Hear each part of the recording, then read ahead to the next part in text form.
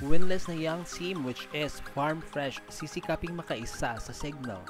Veteran team na HD Spikers hindi hahayaang bumalik ulit sa pagkatalo. Pero bago natin pag-usapan yan, please consider subscribing to my channel and hit the notification bell to be notified whenever I post a new video.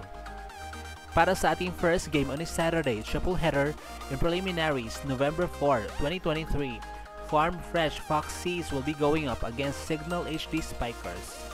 At naghahanap pa din nga ng unang panalo itong young team na Farm Fresh na meron ng 5 talo sa liga.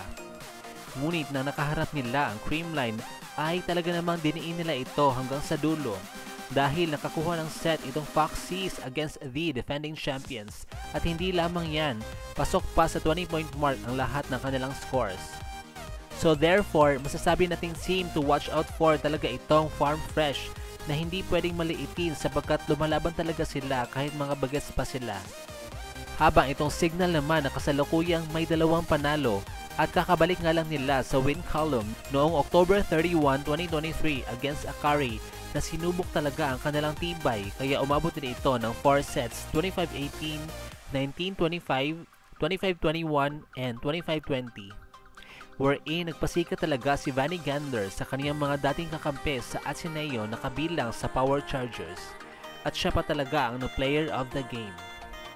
Kaya naman, sino kaya ang magwawagi sa dalawang kuponan na ito? Makakasungkit na kaya ng unang panalo itong young team na Farm Fresh Foxes at tutuldukan ang 5-game losing streak? Or ipapakita ng Signal HD Spikers ang kanilang pagiging veterana sa laro na nanghahalimaw kapag kinakailangan?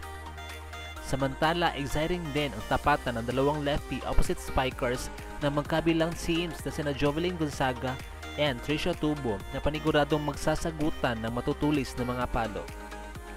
Abangan na lang talaga natin ang kanilang pasiklaban around 2 PM. At dito na nga po nagtatapos ang ating video. Thank you so much for watching.